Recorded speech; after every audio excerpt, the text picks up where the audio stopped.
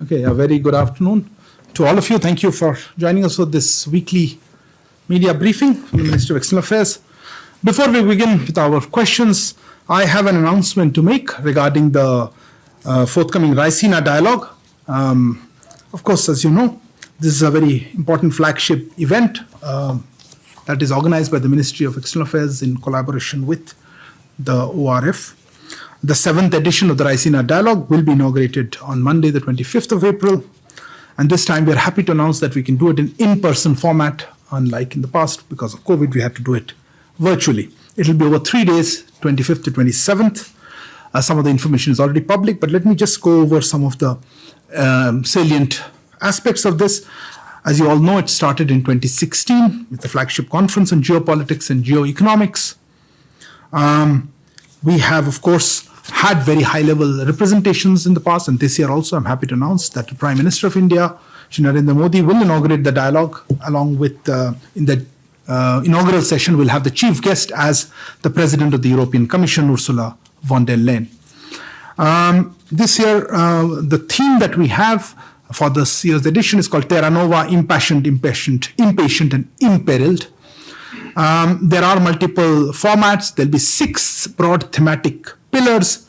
I just briefly go over them. It's available, I think, publicly. Rethinking democracy, trade, technology, and ideology, end of multilateralism, a networked global order, water caucuses, turbulent tides in the Indo-Pacific, communities incorporated, first responders to health, development, and planet, achieving green transitions, a common imperative, diverging realities, and an interesting one called Samson versus Goliath, the persistent, relentless tech wars. So that sounds interesting. There will be side events. These side events actually be hosted in Berlin and Washington. So this is an interesting part of the feed from other places. And Raisina Young Fellows program will also be conducted on the sidelines of this main conference. In terms of other participants, high-level guests, apart from Her Excellency Ursula von der Leyen, we will have the presence of, hopefully, as I say, sometimes these things change, former Prime Minister of Sweden, Carl Bildt, then former Prime Minister of Canada, Stephen Harper, former President of Maldives, Mohammed Nasheed, former Prime Minister of Australia, Anthony Abbott. We will also counting on a pre-recorded message from the President of the UN General Assembly, His Excellency Abdullah Shahid. In terms of foreign ministerial participation, as you know, we have a large turnout of foreign minister participants who will also have official visits, and you will see engagements with EAM over this 4 days period, starting from Sunday actually. We are expecting the foreign ministers of Argentina, Armenia, Guyana, Nigeria, Norway, Lithuania, Luxembourg, Madagascar, Netherlands, Philippines, Poland, Portugal, and Slovenia. And we are also hoping for, I think, the Australian Foreign Minister to join online. As it happens, these things always are a bit iffy till the last minute, so please bear with us. But I think these names should be all confirmed. They will also have, as I said, official engagements in addition to the Raisina. Broadly, there will be 100 sessions over 210 speakers, more than 210 speakers from 90 countries. And of course, I understand the media has already registered for it, and we also have the dialogue. Many other people across the world will join into some of the open sessions. And of course, end to end, this is very high profile now. It's grown in stature, and it is a leading global conference on international affairs, attracts prominent thought leaders, and I would encourage all of you to follow developments. We will also try to keep you abreast. Okay, having said that, let me open the floor for questions. Yes. Okay, Siddhant. Okay, let's start with you. So my question is on the visit of the US Congresswoman Ilhan Omar to Pakistan. She has made a lot of anti-India remarks. Any reaction to this? And secondly, on Afghanistan, there have been a number of terror attacks. What's India's reaction? It looks like the situation is deteriorating in the country. Related to this? Oh, okay. Okay, let me take a couple. Yeah, okay. Give it to. So, I should tell you. Not on. This is Yeshi Seli from the New Indian Express. I'd like to know how large is the delegation that has come with Boris Johnson, and is Rishi Sunak a part of it, considering the fact that a lot of the recommendations were based on the spring statement that Rishi Sunak made recently? Statement. I think it was called the spring statement. A few days back, Okay. there was a mini budget Okay. wherein he made some statements. Let me take your question first, actually. Look, I would not like to comment on the delegation composition. I think the UK side would be happy to share with you. I'm not really aware whether the foreign minister is accompanying him. As far as I know, he's not. But look, he is, as you know, Prime Minister Boris Johnson is here at the invitation of our Prime Minister, and he's actually in Gujarat, and you would have seen a lot of coverage. He's been given a very warm welcome by the government of Gujarat. And I think he has already done a few engagements during the day, including a visit to Sabarmati, inauguration of a business organizing investment, where he will reach Delhi later this evening. He has traveled to India before, but this is his first visit as Prime Minister. We look forward to that very much. He will have engagements with the Prime Minister tomorrow. In addition, of course, he has a formal role at the ceremonial part at the Rashtrapati Bhavan. And then, of course, as you know, we've already issued a press release. We're looking forward to detailed discussions of the bilateral as well as multilateral regional issues, including Roadmap 2030 and ongoing topics. So but on the specific issue of who all are coming or not, why don't we wait for the formal talks? It's their delegation. I'm not aware of what exactly was the spring statement or thing. I don't have an immediate comment on that. Moving on to you, Siddhant's question. Look, I think Representative Ilhan Omar, Congresswoman, we have noted that she has visited a part of the Indian Union territory of Jammu and Kashmir, that is currently illegally occupied by Pakistan. Let me just say that if such a politician wishes to practice her narrow-minded and politics at home, that's her business. That may be her business. But violating our territorial integrity and sovereignty in its pursuit makes this ours, and we think the visit is condemnable. As regards Afghanistan, we have seen some of the terrorist attacks. Look, we have always been forthright in our condemnation of terrorist attacks.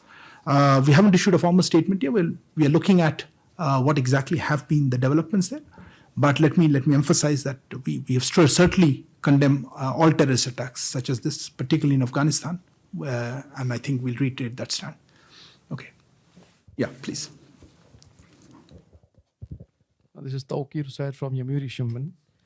Japan says that India has denied authorizing the entry of its transport plane to collect aid for displaced Ukrainian refugees in India. So what is the reason of that? And we understand that earlier during the working group meeting, such authorization was given to Japan.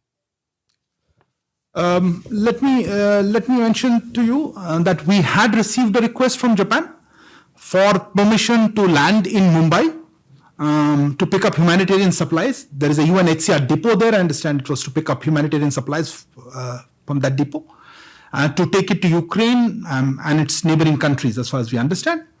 I would like to confirm that we have conveyed our approval for picking up such supplies from India using commercial aircraft. We had also received a request separately for overflight clearance using Japanese SDF aircraft carrying humanitarian cargo for Ukraine. That was also a process as per established norms. So that's what I would like to respond to you. Next. Okay, please. Sorry, let me reiterate again. We had received a request from Japan, as I said, to land in Mumbai to pick up humanitarian supplies from the UNHCR depot for taking, I think, to Ukraine and its neighboring countries. We have conveyed our approval for picking up such supplies from India using commercial aircraft. So that is one aspect of it. There is a separate request for overflight clearance of SDF aircraft across India. And that is a separate thing, is not a pickup of supplies. And that has also, I understand, been processed, humanitarian cargo as per established norms. I don't know if it's been conveyed, but that has been processed, the overflight clearance. So there are two issues there, and I think I've clarified our position on that. Sorry, you. Yeah, sir, from Yomiuri Shimbun, another Japanese newspaper. Yes. So if I'm to understand correctly, what you're saying here is that Japanese side, a lawmaker and a government official, they have said that permission was denied for landing of self-defense aircraft. So are you saying it is because the self-defense aircraft was supposed to land and that kind of consent was not given by India in any way? Look, I'm hesitant to comment on somebody else's comment that I may not have fully seen. I wanted to clarify the position that exists, which is that we had received a request for picking up supplies from, it's not, I mean, there's a UNHCR depot. And that is, we've said, yes, please, commercial aircraft will, come and pick it up. And there's a separate SDF flight, overflight. Maybe there is, that issues are the same, or maybe there's something further. But as I said, Japan is very welcome to you send a commercial aircraft, pick up that UNHCR material. Okay, moving on. Yes, please. Hi sir, I am Ashok from ANI. There is a report which is Australian media is quoting, alleged interference by Indian High Commissioner in Australia in the academic freedom of the Australia. Indian Institute in Melbourne led to resignation of 13 fellows. Any comment and details on it? Is this the Australia-India Institute? That's the one you're talking about? Yeah, actually, look, I think there is, there have seen some media reports on this. We have seen that, which are actually not accurate. I think there are two different aspects here. First, our missions and posts routinely engage with various academic institutions and think tanks in Australia and everywhere and elsewhere, other countries, with the objective of deepening India's relations with foreign countries and promoting understanding between India and the foreign country. Now, as regards the specific case of the Australia-India Institute in Melbourne, I would like to highlight that the institute was set up by the Australian government in partnership with the University of Melbourne. It is funded entirely by the Australian government and Australian institutions. I think the state of Victoria as well as the University of Melbourne are among the funding institutions. Let me stress that the government of India does not fund the institute in any way, nor does the government of India have any say in the decision making of this institute, the Australian Institute. So the report that we saw dragging India or our High Commissioner to Australia into this is actually very unjustified. Now, insofar as there were media reports where it talks about the academic freedom of the institute are concerned, frankly, as I said, this is for the Australian authorities to respond to.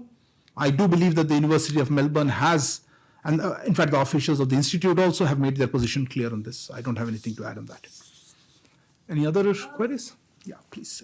Microphone, please. Wait. Please introduce yourself. So this is Kamaljeet Sandhu. I work with India Today. Yeah. Two questions. One, are we going to bring up issues like Vijay Mallya and the issues of Khalistan with the UK? And my second question is, if you can elaborate the MOUs which India and UK are to sign tomorrow. Nobody else on that? That would be the first question. You have a similar related question? Okay.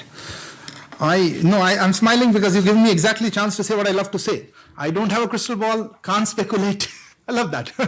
Look, let me first of all say, look, as I said in the beginning, I think to Yashi, we are looking forward to a very productive visit. This is a very important visit. As you know, in the past, we had a very successful virtual summit last year. So what will be discussed will be, of course, issues of our bilateral agenda. What exactly will be taken up is I would have to leave it to the two leaders. We cannot speculate what they would say. So also a similar answer to what would be the outcomes. Please bear with us and we will certainly share with you all the details. On the separate issue that you mentioned, I think you said a very common topic of Khalistan, which is very open-ended. But let me just emphasize on that as part of our agenda, of course, we have been repeatedly highlighting the need to bring economic fugitives to justice. And I think I've said this from this forum many times. And as well as security concerns that may emanate from individuals who harbor anti-India positions. But as I said, that's separately that's part of our discussions on various platforms. I do not know how or in what context this will come up, if at all. I think we should leave that to the leaders. Okay, if there are no further questions, thank you very much for your presence. Okay, please. There is a question? Okay, huh? Tomorrow evening, as always, we try to have a high-level briefing on a post-event. Let's see if we can do that and then we can answer this question. Sorry, I forgot. Apologies. Go ahead. Your microphone's off. Kallur from The Hindu. So this is regarding the Bloomberg News that India reportedly has gone ahead and is actually purchasing more Russian oil despite the recent warnings from the United States. Is that, could there be a response to it, to that story? Which part of it would you like me to respond to? That The India- warnings, oil, Russia. India You said has gone various ahead- stuff. How can I unload that query? India has gone ahead and actually has increased purchase of Russian oil. Okay. Anybody? I'll take a last question. Somebody else? You have a question. बताइए. Sir शलंद्र news 18 से कुछ ऐसी report सामने आई कि Kartarpur corridor का misuse कर रहा है पाकिस्तान और वहां पर जो पिलग्रिम्स जाते हैं उनको कल्टीवेट करने की कोशिश की जा रही है. क्या इस इशू को इंडिया उठाएगा पाकिस्तान के साथ? कब? नहीं, मतलब ऐसा कोई मीटिंग नहीं है मेरे पास. इसमें मेरे अभी आपके साथ कुछ शेयर करने के लिए है नहीं. जब है होगा ज़रूर आपसे बताएंगे. Coming to Kallol's query, look, you put a very loaded one. I think we have put our position has been steadfast, has been clear on where we are vis-a-vis Russia. Let me reiterate it since you raised it. We have been, we're looking how to keep our economic relations stabilize this in the current context. I am not aware whether we increased or not. We procure very little oil from Russia, almost no gas. This is not done on G2G basis. And I'm not sure if there's any further data that I have to share with you on that element. I think External Affairs Minister couldn't have put it better. I mean, he put it best, and you know exactly what I'm talking about when he talked about how the other parts of the world are where you should look at if you're looking at increase in oil. And you also asked about one more element, threat, sanction, what did you say? Warning? Warning. I don't think I would characterize that. So just to place on record, I don't agree with that word either. I think we have a very good conversation with the US at various forums, at various levels. And I'm not particularly sure I would agree to that kind of a characterization. Okay, nothing else. Thank you very much. Appreciate your presence here today. See you next week.